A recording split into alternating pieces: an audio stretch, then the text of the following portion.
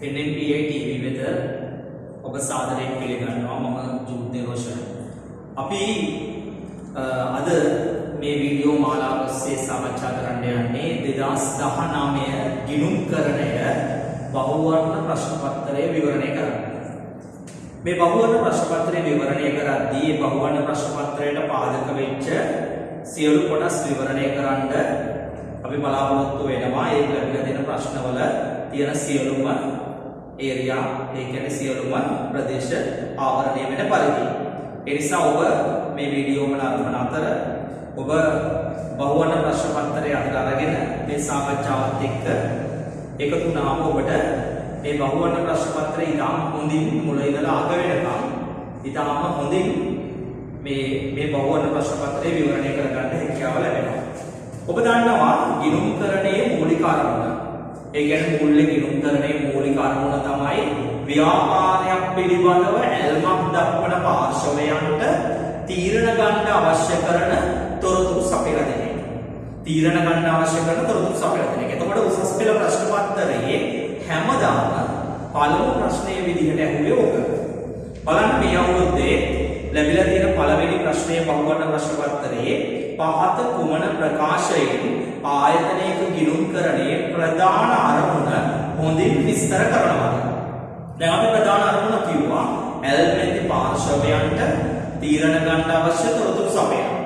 එතකොට මේ තීරණ ගන්න අවශ්‍ය තොරතුරු සපයනවා කියන උත්තර දෙකක් තියෙනවා ප්‍රශ්න පත්‍රයේ. හැබැයි හතරවෙනි එකේ තියෙන්නේ කළමනාකරුවන්ට තොරතුරු සපයනවා. පස්වෙනි එකේ තියෙන්නේ ඇල්මැති පාර්ශවයන්ට. එහෙනම් ගිණුම්කරණයේ ප්‍රධාන අරමුණ තමයි ඇල්මැති සියලු පාර්ශවයන්ට. එනම් පිළිතුර වන්නේ අංක 5. දෙවෙනි ප්‍රශ්නය. ගිණුම්කරණ ක්‍රියාවලිය තුල පහත පියවර වලින් නිවැරදි අනුපිළිවෙල කුමක්ද කියලා අහලා තියෙනවා. නිවැරදි අනුපිළිවෙල. ගිණුම්කරණ ක්‍රියාවලිය කියන්නේ ව්‍යාපාරයක තියෙන ගනුදෙනු ගිණුම් පොත්වල ලියන ආකාරය. ගනුදෙනු ගිණුම් පොත්වල ලියන ආකාරය. එතකොට ගිණුම් පොත්වල ලිවීමේදී මෙතන දීලා තියෙනවා A සිට E දක්වා පියවර 5ක්. එහෙම නැත්නම් කාර්යයන් 5ක්. ඒ කාර්යයන් පහෙන් මුලින්ම සිදුවෙන්නේ ගනුදෙනුව මූලාශ්‍ර ලේඛනයක ලියනවා. දෙවෙනි එක තමයි මේක මූලික සටහන් පොතක ලියනවා. ඊට පස්සේ වෙන්නේ මේක ලෙජරයට පිටපත් කරනවා. ඊට පස්සේ ලෙජර ගිණුම් තුලනය කරනවා. ඊට පස්සේ ශේෂ පිරික්සුම ලබා ගන්නවා. එතකොට උත්තරය වෙන්නේ අංක 2. උත්තරය වෙන්නේ අංක 2. තුන්වෙනි ප්‍රශ්නය.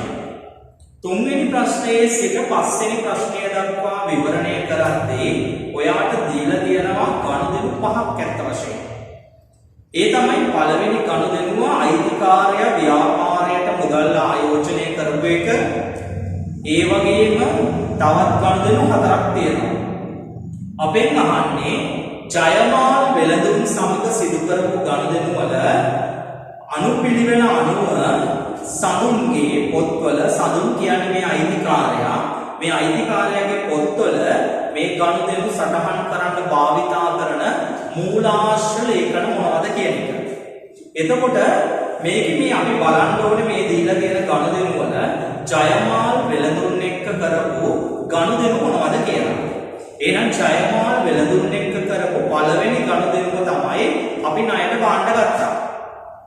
දෙවෙනි එක තමයි මේ භාණ්ඩ වලින් කොටසක් කහපව් කරවල යවුවා. ඒ වගේම තව එකක් තියෙනවා ජයමාල් එක්ක කරපු ඒ 24 වෙනිදා ගනුදෙනුව ජයමාල්ට මුදල් ගෙවලා දෙනවා. එහෙනම් අපි බලමු දැන් මූලාශ්‍ර ලේඛන මොනවද වෙන්නේ කියලා. ණයට ගත්තා නම් ගැනුම් ඉන්වොයිස්.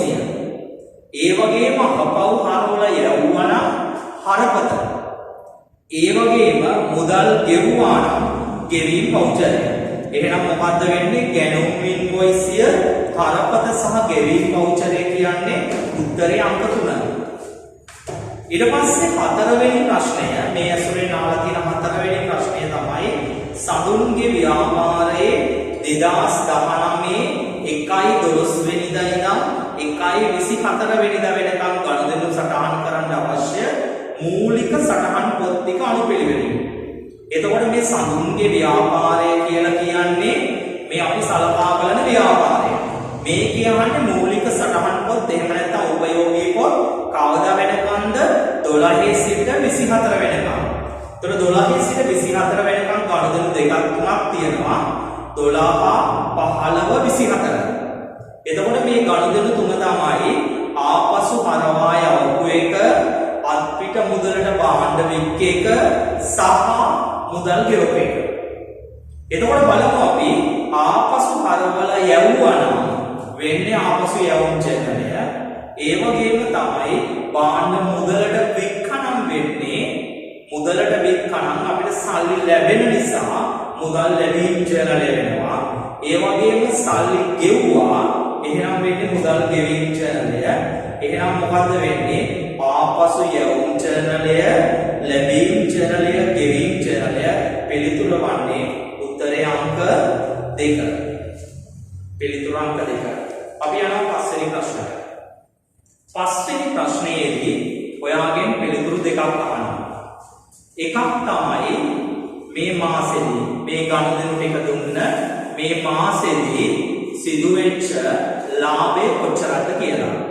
සහ දෙවෙනි එක ඔයාගෙන් අහනවා මුදල් ශේෂය කොච්චරක් තියෙනවද කියලා. ළමයි මේකේ ලාභය. මේක ලාභය හොයාගන්නේ එහෙමයි. මේක ලාභය හොයාගන්නේ පළවෙනි එක තමයි භාණ්ඩ විකිණීමේ ලාභය. භාණ්ඩ විකිණීමේ ලාභය. භාණ්ඩ විකිණීමේ ලාභය. මේ භාණ්ඩ විකිණීමේ ලාභය හොයාගන්නේ කොහොමද? කීයක භාණ්ඩද වික්කේ? 4 ලක්ෂයක භාණ්ඩ 6 ලක්ෂයකට. එතකොට 4 ලක්ෂයක භාණ්ඩ 6 ලක්ෂයකට වික්කාම විකිණීමේ ලාභය ලක්ෂ 2යි. අපි රුපියල් 1000 වලින් අපි 200යි කියලා ගමු. ලක්ෂ 2යි. ඒ වගේම මෙතන ණය පියවත්ටි රුපියල් 5000ක වට්ටමක් හම්බුණා. ඒ කියන්නේ ලද වට්ටම. මේ ලද වට්ටම කියන්නේ ආදායමක් නම් ලාභයට එකතු වෙන්න ඕනේ. කීයක් තියෙනවද? 5000යි. එහෙනම් සමස්ත ලාභය ඔක්කොම තියෙනවා කීයද? 2,50,000. 2,50,000ක් තියෙනවා. එතකොට 2,50,000 තියෙන උත්තර තුනක් තියෙනවා. ඒ නිසා අපිට ඊළඟ කොටසත් බලන්න වෙනවා. ඒ තමයි මුදල් ශේෂය හොයාගන්න. මුදල් ශේෂය හොයාගන්න අපි විශේෂිත ගිණුමක් හදනවා. ඒ ගිණුම මුදල් පාලන ගිණුම. එතකොට මේකේ මුදල් පාලන ගිණුමේ ආරම්භයේදී අයිතිකාරය ප්‍රාග්ධනය යොදවලා තියෙනවා. කීයක්ද යොදවලා තිබුණේ? 750යි. ණයට ගත්ත එක මුදල් පාලන ගිණුමට දාන්නේ නැහැ. අහපව් යවපු එක මුදල් පාලන ගිණුමට දාන්නේ නැහැ. ඒ වගේම තියෙනවා අත්පිට වික් එක. ඒක මුදල් පාලන ගිණුමට එනවා. විකුණු කීයක් තියෙනවද? 600කට වික් එක. කියන්නේ ලක්ෂ 6යි. මොකද ලක්ෂ 4ක භාණ්ඩ ලක්ෂ 6කට වික් එක. ඒ වගේම තිබුණා රුපියල් 5000ක වට්ටමකට යටත්ව ජයමාල්ට ගෙවී යුතු සම්පූර්ණ මුදල ගෙවුවා. ආන්ගේක හොයන්න ඕනේ ජයමාල් කියන ණය හිමියට කීයක් ගෙවුවද කියලා. ඒක හොයාගන්නේ කොහොමද? ජයමාල්ගේ ලක්ෂ 5ක බඩු ගත්තා. ජයමාල්ට 50000ක බඩු අහපව යවුවා. එතකොට ජයමාල්ට තව 4,50,000ක් ගෙවන්න ඕනේ. එතකොට මේ ගෙවන්න ඕන 4,50,000න් 5,000ක් අඩු කරලා තමයි ගෙවුවේ. එතකොට අපි ජයමාල්ට ගෙවලා තියෙන්නේ කීයද? 4,45,000. එතකොට දැන් අපි බලමු අතේ කීයක් ඉතුරුද කියලා. මෙතන තියෙනවා 50යි 1350යි 1350න් 445ක් ගියාම මෙතන උත්තරේ එනවා කීයක්ද? 905යි. 905යි. එහෙනම් උත්තරේ වෙන්නේ අංක 5. උත්තරේ වෙන්නේ අංක 5.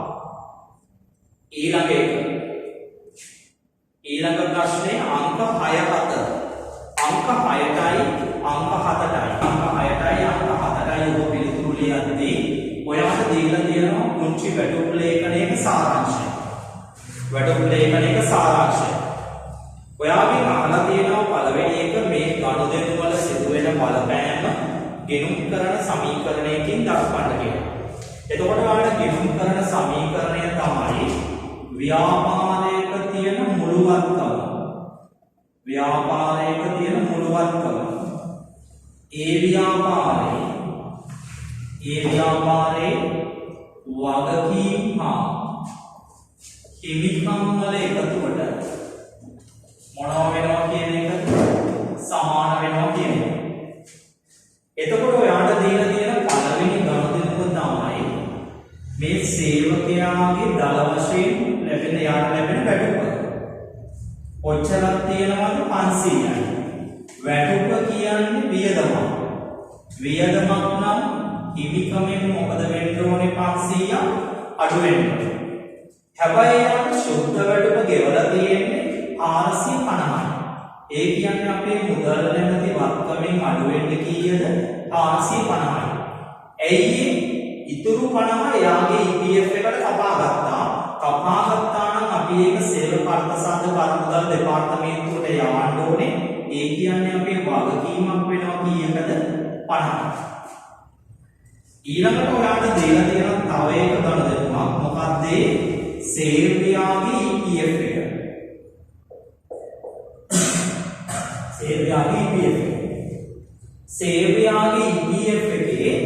සේවකයාගේ EPF එකේ දිත්ත බලපෑම වෙන්නේ මෙහෙමයි. EPF එක සේවකයාගේ එක වියදමක් ව්‍යාපාරේ වියදමක් නම් මොකද වෙන්න ඕනේ? හිමිකමින් අඩු වෙන්න ඕනේ. මේකත් අපි අර්ථසාධක කරමුදල් දෙපාර්තමේන්තුවට ගෙවන්න ඕනේ නිසා වගකීම් වලට එකතු වෙන්න. ඊළඟට දීලා තියෙනවා සේවකයාගේ EPF එක. සේවකයාගේ ETF එක කියන්නේ වියදමක්. වියදමක් නම් හිමිකමෙන් අඩු වෙන්න ඕනේ. ඒ වගේම මොකද වෙන්න ඕනේ? වගකීම් වලට එකතු වෙන්න ඕනේ. දැන් මේක ගිණුම් කරන සමීකරණයට ඇති කරපු සුද්ධ බලපෑම අපිට හොයාගන්න පුළුවන්. මෙතන තියෙනවා 590. ඒ වගේම මෙතන තියෙනවා 90යි 50යි 140යි. ඒ වගේම මෙතන තියෙන්නේ කීයද? 450යි. එහෙනම් බලන්න ඍණ 450යි ධන 140යි ඍණ 590යි කියන්නේ උත්තරේ අංක 2. ඊළඟ එක 7 වෙනි එක 2019 3:31 අවසන් මාසයේ සඳහා EPF වියදම කියලා කියන්නේ මෙන්න මේ 75. EPF වියදම කියලා කියන්නේ මෙන්න මේ 75. හරිද? EPF වියදම කියලා කියන්නේ 75. ඒ වගේම EPF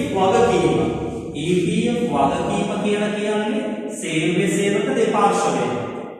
මේ තියෙන්නේ EPF වියදම. මේ තියෙන්නේ EPF වගකීම.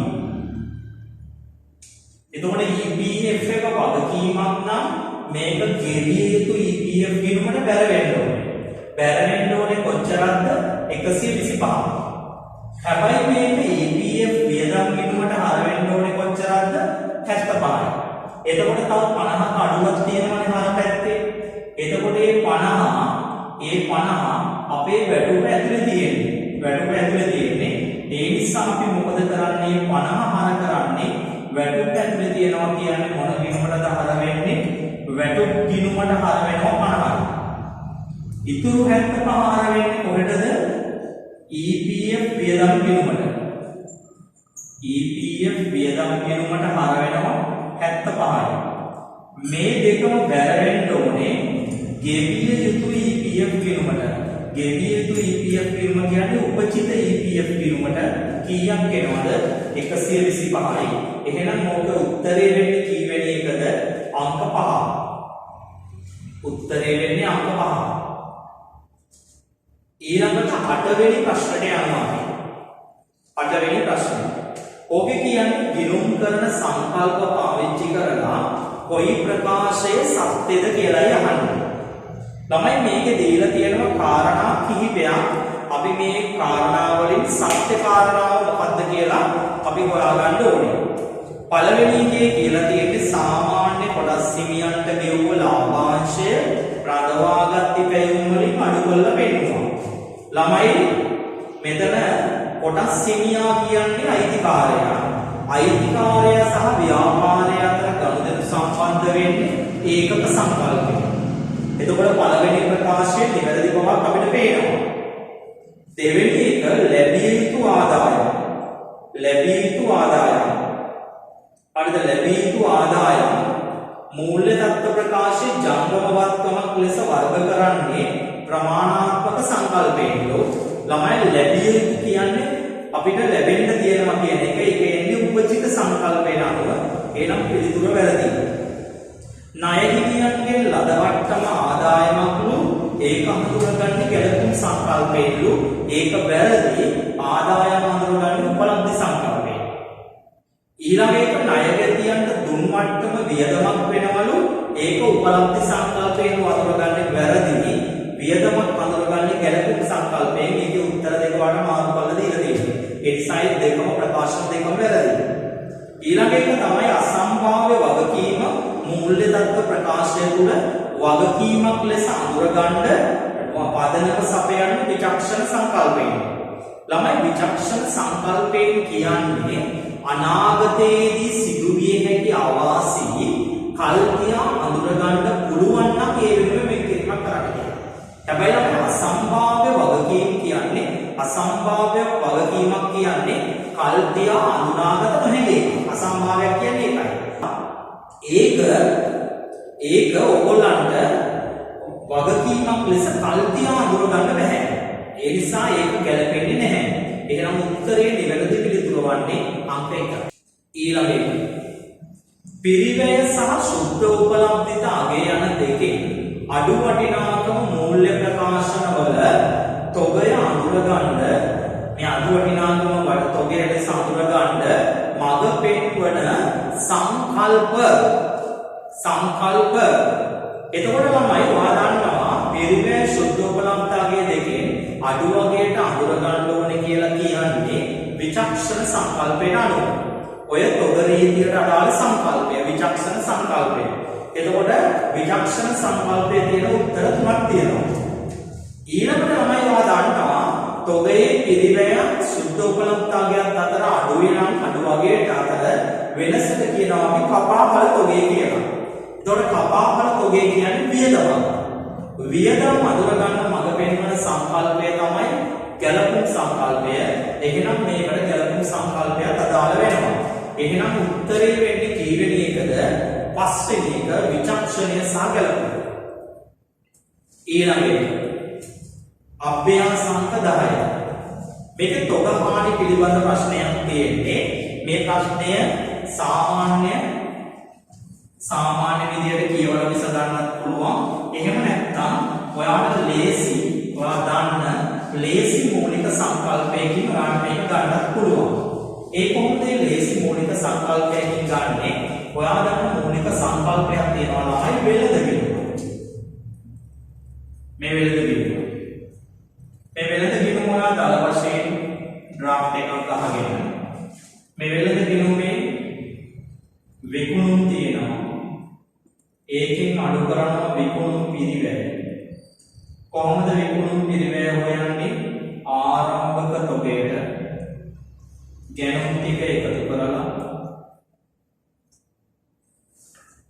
මේකෙන් අඩු කරනවා අවසාන තොගය. එතකොට උත්තරේ එනවා දලලාභය. මෙන්න මේකෙන් අපිට මේ ප්‍රශ්නට උත්තරේ ගන්න හැකි. මෙතන කියනවා අවසාන දවසේදී ගබඩාවෙට වෙච්ච තොගය විනාශ වුණා. ඒ කියන්නේ මෙන්න මේ අවසාන තොගය තමයි විනාශ වෙලා තියෙන්නේ. මේ අගේ කීයද කියලා අහන්නේ අපිට. එහෙනම් මෙන්න මෙතන තියෙන උත්තරේ තමයි හොයන්න වෙන්නේ. එහෙනම් ඔයාලට දීලා තියෙනවා ආරම්භක තොගය 750. ඒ වගේම තියෙනවා ගැණුම් 1750. ඒ වගේම තියෙනවා ආපසු යවුම් 250. ආපසු යවුම් ගැණුම් වලින් අඩු වෙන්න ඕන 250යි. ඒ වගේම ඔයාලට දීලා තියෙනවා විකුණුම් 2400. විකුණුම් 2400. විකුණුම් වියදම කියන එක වෙනද වෙනකොට ගන්නෙ නැහැ. ඊළඟට යටින් දීලා තියෙනවා ආයතනය පිරිවැය මත 120ක ලාභයක් සහිතව පාට විකුණනවා. ඒ කියන්නේ මේ විකුණුම් පිරිවැය කියන සංඛ්‍යාව 100යි නම් මේකේ ලාභය තියෙනවා 20ක්. එතකොට 100කට 20ක් ලාභ තියම් විකුණන්නේ කීයකටද? 120කට. එන 120කට විකුණන එක 2400යි නම් 20ක් කියලා කියන්නේ මේකෙන් 6 පංගුවක්. මේකෙන් 6 පංගුවයි කියන්නේ 400. එහෙනම් 2400න් 400ක් ලාභ නම් කොස්ට් එක වෙන්නේ 2000යි. කොස්ට් එක 2000යි. එහෙනම් අපි බලමු මේ සංඛ්‍යා ටික මෙතන සුළු කරපුවම එනවා 2250යි. මේ 2250යි 2000යි අතර ඩිෆරන්ස් එක තමයි අවසාන තොගය. කීයක් වෙනවද? 250ක් වෙනවා. 250ක් වෙනවා. එහෙනම් මේ අවසාන තොගය තමයි ගබඩා වෙනවිල ගින්නෙන් විනාශ වුනේ. එහෙනම් ගින්නෙන් විනාශ වෙච්ච තොගය එනවා 250000ක් කියලා 250. ඊළඟට තව එකක් ඒකේ කියලා තිබුණා එදා පැවති තොගේ 180ක් රක්ෂක සමාගම දෙන්න පොරොන්දු වුණා. අපෙන් අහන්න අලාභය කොච්චරද කියලා. අලාභය කොච්චරද කියලා. එහෙනම් අපි අලාභය හොයන්න ඕනේ. අලාභය හොයන්නේ කොහොමද? දැනට වෙච්ච තොග හානිය 250ක් තියෙනවා. 250ක් තියෙනවා. 180ක් රක්ෂක සමාගම දෙනවා. 180ක් රක්ෂක සමාගම දෙනවා කියන්නේ අපිට ලොස් එක වෙන්නේ 100 කීයක්ද? 20යි. 250න් 120යි කියන්නේ කීයක් වෙනවද උත්තරය? 50. එහෙනම් අපි උත්තර දෙකක් අහනවා. මේකේ එකක් තමයි විනාශ වෙච්ච තොගේ පිරිවැය. විනාශ වෙච්ච තොගේ පිරිවැය කීයක් තියෙනවද? 250යි. සිදු වෙච්ච අලාභය කීයක් වෙනවද? 50යි උත්තරය. එහෙනම් උත්තරේ වෙන්නේ කී වෙන එකද? පළවෙනි එක.